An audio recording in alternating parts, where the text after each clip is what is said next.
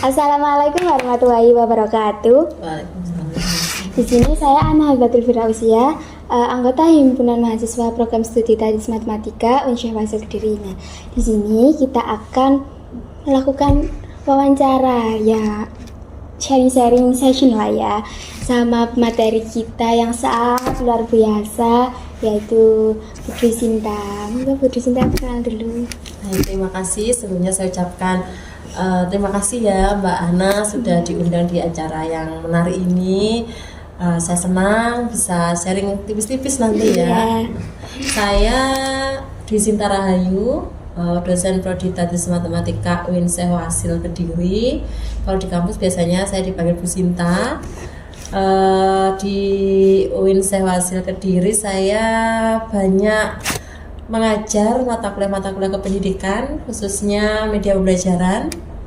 Nah, saya juga pernah melakukan penelitian berkaitan dengan media pembelajaran, berkolaborasi dengan mahasiswa. Terima kasih Bu Sinta.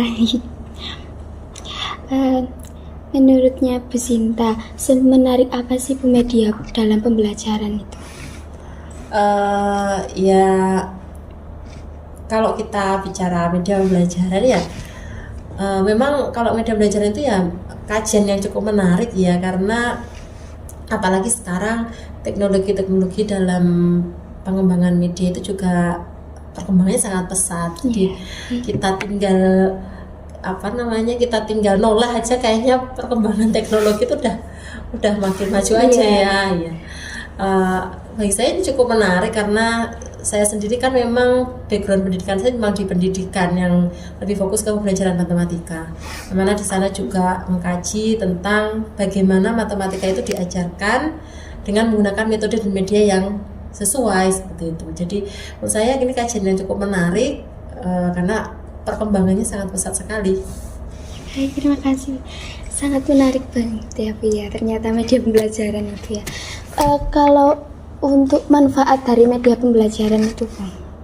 Manfaatnya ya banyak ya, kalau kita ingin kuliti satu persatu manfaatnya. Kalau dalam hal apa dulu nih, misalnya mahasiswa kah atau dalam hal kita sebagai pendidik?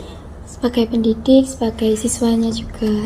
Kalau sebagai pendidik tentu ya media pembelajaran itu membuat kita lebih efisien dalam mengajar. Karena kita bayangkan aja kalau kita ngajar ada 10 rombongan belajar, 10 kelas tanpa media pembelajaran, gurunya ngomong aja pasti tenaganya juga habis ya. Kemudian juga nggak menarik juga bagi siswanya gitu. Dengan adanya media ini gurunya terbantu, dengan yang mana gurunya nggak terlalu banyak effort di tenaga, tapi mungkin effortnya bisa dialihkan ke pemikiran, kemudian effortnya dialihkan ke gurunya bisa lebih memberikan perhatian ke progres belajarnya siswa seperti itu.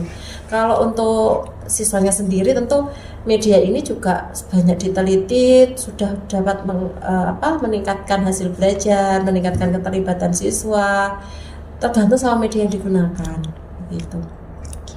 Untuk tren-tren yang sekarang kan dengan media yang berbasis edukatif. Nah, media berbasis edukatif ini apa sih Bu? Oke, kalau kita kembali ke media, kita sudah tentang media pembelajaran itu. Media pembelajaran itu menurut saya sudah bagian dari media edukatif. Media edukatif itu kalau dilihat dari bahasa aja kan, media itu alat perantara. Edukatif itu ya bersifat edukasi. Artinya alat perantara untuk menyampaikan informasi yang sifatnya edukatif, mengedukasi, mendidik, membuat yang menerima informasi itu belajar. Kalau media edukatif sendiri saya rasa tidak terbatas pada pembelajaran di kelas, bisa media-media yang menyalurkan informasi-informasi yang mendidik, yang mengedukasi masyarakat misalnya, yang mungkin bisa disebarluaskan di ruang publik. Sementara kalau media pembelajaran ya memang diperuntukkan untuk siswa-siswa yang belajar seperti itu. Jadi media itu nggak harus harus menggunakan teknologi yang canggih. Media itu ya kalau berdasarkan definisinya kan alat untuk alat untuk menyampaikan informasi. Nah, media-media konkret pun juga media edukatif, misalnya kayak poster, kayak media realia, kemudian Kalau dulu ada overhead proyektor, ada kerangka kubus, nah Iya. itu juga tetap media. Kalau manfaatnya media edukatif dalam proses belajar mahasiswa, apalagi di program studi matematika. Sepengalaman saya ya, Iya. kalau sepengalaman saya, kalau bagi saya sendiri sangat terbantu karena tadi efektif dan efisien tadi. Kalau bagi mahasiswa, saya rasa dengan media tertentu, kadang mahasiswa itu bisa menampilkan performa yang maksimal dari dirinya sendiri. Misal mahasiswa-mahasiswa yang ketika diskusi di kelas itu kurang aktif karena entah itu memang kurang termotivasi ya, atau mungkin kurang merasa terlibat dalam diskusi secara verbal. Saya pernah menggunakan semacam Mentimeter itu yang Iya. berbasis poll, kemudian atau Padlet, Ya, Jamboard kalau dulu. Nah, itu mereka-mereka yang nggak terdengar suaranya di kelas itu ternyata aktif dalam menulis di situ, memberikan opini mereka di situ. Nah, ini menurut saya suatu progres yang bagus ya, bahwa media itu selain untuk bisa kita pakai untuk menyalurkan informasi yang mendidik tadi, juga bisa memfasilitasi mahasiswa kita untuk belajar sesuai dengan ya gaya belajar mereka seperti iya. itu. Kayak melatih sifat introvertnya gitu ya. Ya, jadi lebih Mendengar. mereka yang mungkin belum terbiasa menyampaikan pendapat di secara verbal, kan kita juga ada ya makhluk-makhluk yang sukanya itu lebih ke visual gitu ya, lebih ke kinestetik, lebih ke audio tuh. Mungkin mereka-mereka yang tidak nyaman dengan diskusi langsung seperti ini bisa terfasilitasi dengan beberapa media, itu contohnya seperti itu. Berarti sangat penting sekali ya Bu ya media di dalam pendidikan ini ya. Kalau saya iya. Nah, kalau memahami konsep matematika yang sulit digabungkan ke media edukatif ini kayaknya apakah sangat efektif atau enggak? Iya, kalau dikatakan efektif atau enggak itu sebenarnya banyak penelitian yang menunjukkan efektivitasnya ya. Cuma balik lagi bahwa media ini kan sebenarnya kalau kita mau mendesain media kan kita harus sesuaikan dulu dengan sasarannya. Iya. Sasarannya itu siapa, calon penggunanya itu siapa, karena beda calon pengguna nanti bentuk medianya juga berbeda. Jadi efektivitasnya menurut saya juga, pertanyaan efektif enggak itu jawabannya kompleks ya, karena ya tergantung. Misalnya kalau media-media yang kayak tadi, media-media yang berbasis visual misalnya, kita berikan ke siswa-siswa dengan keterbatasan visual, ya tentu efektivitasnya nggak akan sama dengan siswa-siswa yang memang gaya belajarnya visual seperti itu. Tapi secara umum banyak penelitian yang sudah menunjukkan ya adanya media ini akan memberikan dampak positif kepada peserta didik baik di setiap tingkat pendidikannya. Kalau pengalaman dari Bu Sinta ketika menggunakan media edukatif di kelas. Pengalaman ya, kalau pengalaman ya tadi sudah saya spill ya, salah satunya pakai Padlet, Jamboard. Pengalaman yang lain mungkin pakai video ketika dulu masih blended learning. Nah, ini juga sangat membantu ketika saya tidak bisa hadir secara fisik di ruang kelas. Saya bisa memanfaatkan video-video yang sekarang sangat mudah dibuat ya. Sekarang teknologinya banyak. Kalau zaman dulu ya saya buatnya pakai Canva itu, dan masih pakai rekam layar itu ya, zaman new era itu. Dan itu membantu saya ketika saya harus tetap memberikan kegiatan bagi siswa untuk belajar ya. Itu sangat membantu saya. Namun penggunaan media ini tentu tidak serta-merta menggantikan saya sebagai dosen, sebagai pendidik. Karena setelah saya berikan video pun saya tetap membuka ruang diskusi yang lebih interaktif. Nah, itu mungkin yang menurut saya ini juga jadi pesan-pesan untuk calon pendidik, bahwa media itu hanya sebagai alat pembantu kita. Kita adalah aktor utama, kita rancang pembelajarannya, dan kita yang punya kontrol di kelas itu. Artinya ya kita yang tanggung jawab di kelas kita yang harus membangun interaksi itu. Tidak medianya langsung diberikan terus kita eh, bersembunyi di balik media enggak. Jadi kita tetap harus jadi aktornya. Kan di setiap tingkatan pendidikan ini kan beda-beda ya Bu ya. Kalau menurut Bu Sinta ini kalau menghadapi anak SMP ini gimana, SMA gimana, terus kalau menghadapi mahasiswa ini gimana? Berarti kan berbeda banget dengan ya. medianya. Iya, kalau Oke. medianya. Kalau lihat jenjang pendidikan itu nggak bisa dilepaskan dari perkembangan kognitif ya. Iya. Setiap manusia itu kan ada teori perkembangan kognitif mulai dari yang mulai lahir sampai kita dianggap sudah dewasa. Tentu ini juga akan mempengaruhi pemilihan media atau mempengaruhi penentuan media yang seperti apa yang sebaiknya digunakan. Misalnya untuk anak-anak pada jenjang PAUD, jenjang sekolah dasar, karena mereka masih dalam tingkat perkembangan konkret ya. Jadi masih belum, kemampuan berpikir abstraknya masih belum sempurna. Tentu ini akan lebih mudah bagi mereka memahami suatu konsep itu jika ada benda nyatanya. Nah, medianya ya harusnya media-media yang bersifat konkret, yang bisa dipegang, bisa diraba, bisa dilihat seperti itu.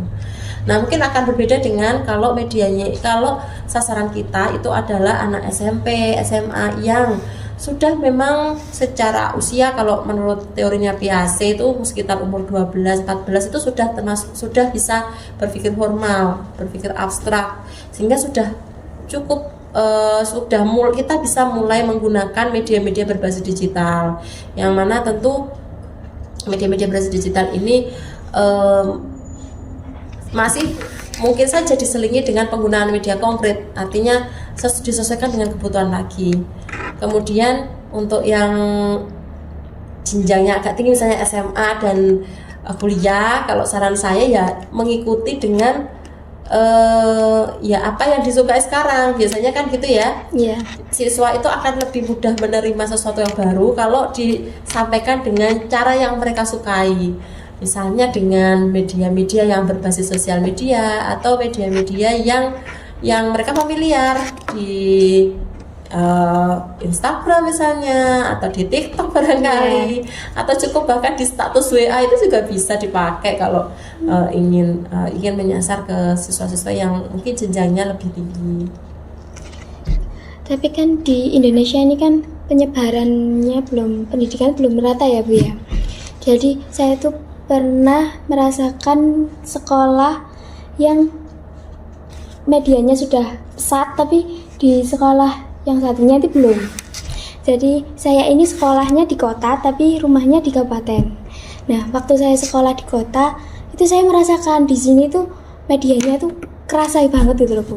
Terus dari segi perlengkapan juga kan fasilitasnya juga lengkap.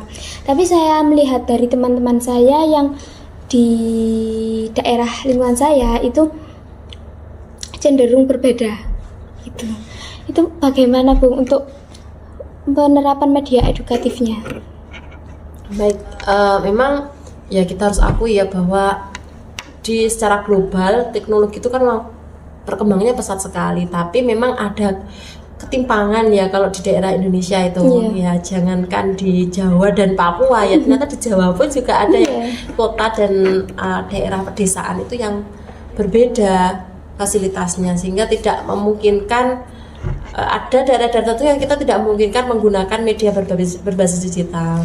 Itu sangat umum, maksudnya sangat umum. Itu saya juga beberapa kali menemui kasus seperti itu. Kalau dari saya ya sebagai calon guru atau sebagai pendidiknya nanti ya, gurunya atau calon gurunya ya harus fleksibel itu artinya media tidak memaksakan, media memang tidak diperlukan. Kalau di sekolahnya emang nggak ada proyektor, nggak ada LCD ya jangan memaksakan menggunakan media yang bisa disorot.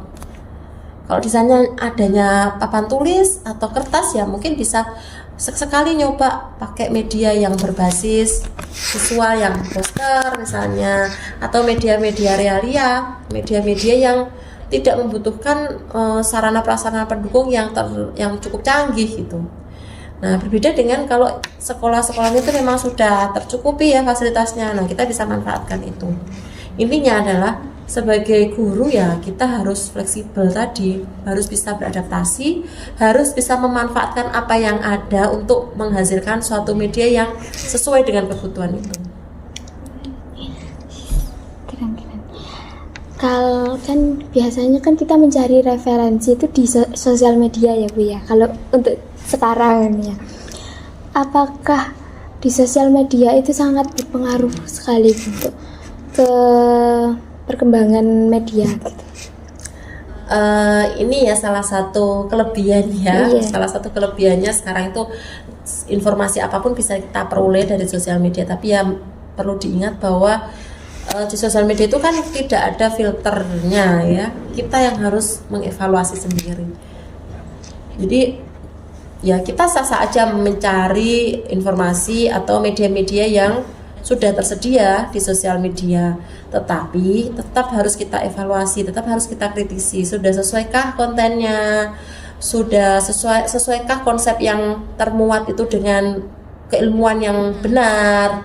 Kemudian apakah ada konten-konten yang tidak sesuai dengan usia sasarannya? Misalnya ini materi tentang materi untuk anak SD, tapi mungkin barangkali ada kalimat-kalimatnya yang tidak sesuai dengan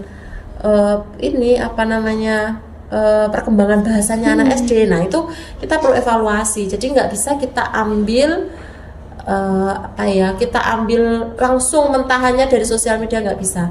Tetap kita sebagai, tadi saya bilang, kita tetap sebagai aktornya, kita yang memfilter, kita yang memodifikasi kalau perlu untuk disesuaikan dengan kebutuhannya. Kebutuhannya apa? Misalnya untuk anak SD ya berarti kalau ada hal yang tidak sesuai ya jangan dipilih, cari sumber yang lain. Atau kalau misalnya yang tidak sesuai itu cuma sedikit, kita bisa perbaiki, ya udah dimodifikasi aja seperti itu. Kalau membuat media edukatif ini harus ada urutan yang pasti atau bisa dirubah-rubah urutannya? Dalam mengembangkan ya, Iya. Kalau kita ngomong pengembangan itu ya kita harus mulai dulu dari analisis kebutuhan. Jadi analisis kebutuhan itu apa? Ya mulai dari siapa yang mau kita kasih media ini, atau media ini untuk siapa. Kemudian jangkauan materinya rencananya mau sampai seberapa luas atau seberapa sempit. Kemudian sebenarnya media ini untuk mengajarkan atau tujuan akhirnya itu biar siswa atau pengguna itu bisa apa. Nah itu, jadi kita analisis dulu kebutuhannya, termasuk tadi media ini kira-kira butuh bahan apa, butuh sarana pendukung apa, sudah adakah di sarana pendukung itu, sudah adakah di tempat yang ingin kita pasang medianya. Nah itu juga. Nah setelah itu baru kita bikin draftnya. Draft itu desainnya itu ya bisa mulai dari kontennya, muatan mata pelajarannya itu, kemudian sampai ke bentuk medianya tuh draftnya seperti apa, desainnya seperti apa. Setelah itu ketika draftnya sudah matang, boleh kita mulai produksi, dikembangkan dulu, dibikin beneran medianya. Setelah dibikin beneran, nggak berhenti dari situ. Setelah itu kita evaluasi lagi, ada nggak kesalahan-kesalahan yang terjadi, atau ada nggak kekurangan-kekurangan dari media yang sudah kita kembangkan itu. Kalau ada berarti harus direvisi, harus diperbaiki. Nah kalau kita ngomong sampai ke penelitian pengembangannya, kalau memang kita benar-benar concern ke pengembangan media yang terbukti efektif itu ya setelah direvisi itu ya kita uji coba ke kelompok kecil, direvisi lagi, uji coba lagi ke kelompok besar, direvisi lagi, diteskan lagi ke kelompok yang lebih besar, kemudian dicek apakah medianya benar-benar efektif atau tidak. Jadi kalau bisa dibilang pengembangan media itu siklus seperti itu. Diteskan, kalau ada kurang diperbaiki, teskan, perbaiki lagi. Bisa dibayangkan kayak misalnya kalau produksi HP itu ya. Iya. HP itu kan sebenarnya ada seri-serinya, misalnya HP apa seri S berapa, dilempar ke pasar. Setelah itu kan pasti ada bugs-nya, ada komplain dari user. Nah, tim R&D-nya, tim pengembangnya sebenarnya itu lagi ngumpulin tuh bahan-bahan untuk merevisi.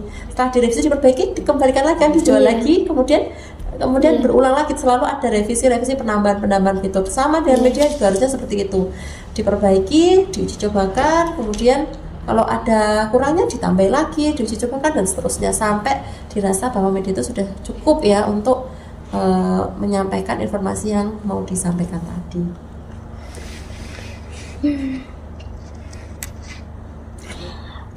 Apa tips agar mahasiswa ini membuat media yang mudah tapi efektif begitu Pak? Tipsnya untuk mahasiswa, kalau saya ya coba aja dulu ya, artinya coba aja dulu itu kalau sudah tahu, sudah punya gambaran, oh saya pengen membuat media untuk materi ini misalnya, untuk mengatasi kesulitan ini, maka coba aja dulu dengan menggunakan bahan, teknik, aplikasi yang kalian punya, yang kalian bisa dulu. Jadi jangan dulu muluk-muluk pakai teknologi yang canggih-canggih. Coba aja dengan teknologi yang kamu punya, yang kamu bisa. Misalnya saya nggak punya laptop, saya punyanya HP, ya sudah bikin media lewat HP. Sekarang banyak sekali itu teknologi di HP yang bisa dibuka di HP untuk menyusun media. Nanti kalau sudah jam terbangnya sudah tinggi, sudah ahli, nah mungkin bisa naik sedikit, coba pelajari hal-hal yang baru, hal-hal yang sekarang lagi ngetren, atau naik dikit ke teknologi yang lebih canggih, sehingga selain bisa membuat media aja, tapi juga bisa mengikuti trennya sekarang itu seperti apa ya, sehingga kita juga bisa membuat media yang lebih inovatif, lebih kreatif seperti itu. Kalau dari pengalamannya Bu Sinta, pernah berkolaborasi dengan mahasiswa kan Bu? Iya. Nah, itu caranya Bu Sinta untuk menciptakan media inovasi dengan berkolaborasi dengan mahasiswa itu gimana Bu? Ya, kalau kolaborasi dengan mahasiswa itu selalu ada proses pembimbingan ya Mbak. Jadi kebetulan memang saya kan mengajar mata kuliah media yang produk akhirnya berupa ya media, mata kuliah pengembangan media, produk akhirnya berupa media. Dari situ dilanjutkan ke penelitian pengembangan. Tapi ada juga pernah juga saya ya berkolaborasi dengan mahasiswa, di mana kita ya brainstorming dulu antara saya dan mahasiswa, mau meneliti atau mau mengembangkan media seperti apa. Kemudian setelah hasil brainstorming itu ya kita mengembangkan, kita bikin draftnya, kemudian mereka mengajukan draftnya, saya yang mereview dan sebagainya, mereka mengembangkan dan seterusnya. Selain itu juga kolaborasi antara dosen dan mahasiswa itu juga bisa ketika selain dari mata kuliah ya, mungkin bisa dari hasil-hasil penelitian yang skripsi itu. Nah, itu juga bisa, atau hasil-hasil dari pengembangan ketika KKN, PPL, yang mana dosennya itu perannya sebagai reviewer, yang tadi saya bilang mereview. Jadi ide-ide kreatifnya bisa jadi dari mahasiswanya, tapi dosennya yang mereview dan memvalidasi sudah sesuaikah dengan konten keilmuannya, sudah sesuaikan dengan aspek pedagogisnya, apakah tampilan medianya sudah sesuai dengan pakem-pakemnya, seperti itu. Jadi dosennya menjadi validatornya seperti itu. Kalau di Tadris Matematika Syekh Wasil ini, apakah banyak mahasiswa atau mahasiswi yang meneliti media pembelajaran di bidang skripsinya, Bu? Banyak kok. Dan sudah beberapa tercatat di hak kekayaan intelektual, jadi di HKI-kan. Ini teman-teman mahasiswa Tadris Matematika ini termasuk luar biasa ya, meskipun belum lulus S1 tapi mereka sudah punya sertifikat HKI. Karena ya itu media mereka yang dikembangkan dari baik skripsi maupun dikembangkan ketika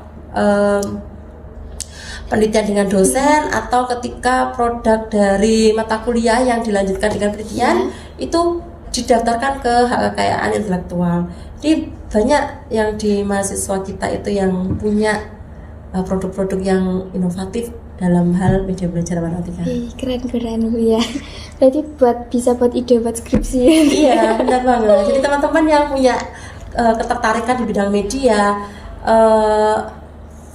bisa dilanjutkan ke skripsinya, bisa juga kita biasanya saya motivasinya begini, nanti kalau kalian itu keluar dari atau sudah lulus dari kuliah S1 ini, kalian bisa jadi rezeki kalian mungkin tidak menjadi guru tapi menjadi pengembang media. Ini juga jadi lahan ya, jadi lahan pencarian sekarang, yang mana sekarang kan juga banyak tuh pengembang media, apalagi media yang digital ya, yang berkiprah di bisnis ini gitu.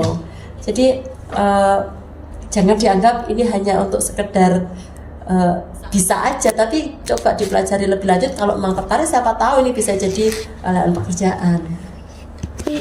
Iya. Sekarang juga banyak ini pun kayak diperjualbelikan itu loh medianya, sampai di toko online gitu. Iya, kalau lihat di toko Orange itu banyak media-media yang konkret itu juga banyak Mbak. Jadi media-media konkret untuk anak SD, anak SMP itu banyak di toko Orange maupun toko hijau ya. Itu banyak. Jadi teman-teman jangan kalau boleh saya ingatkan juga kan, profil prodi kita kan selain jadi calon pendidik juga jadi asisten peneliti ya. Asisten peneliti bisa meneliti di bagian R&D-nya, penelitian pengembangan medianya, atau menjadi entrepreneur, pengusaha di bidang apa, salah satunya ya pengembang media ini. Gitu. Memang Tadus Matematika memang salah satunya mempersiapkan mahasiswa kita untuk itu tadi menjadi businessman dan businesswoman di bidang pengembangan media juga. Keren. Kalau harapannya dari Bu Sinta untuk perkembangan media edukatif di prodi kita gimana, Bu? Harapan saya mungkin kalau untuk mahasiswa, saya berharap semua mahasiswa terus mengembangkan ya kreativitasnya, biar menghasilkan produk-produk yang lebih inovatif, yang enggak hanya sekedar mereproduksi yang sudah ada, tapi benar-benar menciptakan produk yang lebih inovatif di bidang media pembelajaran ini.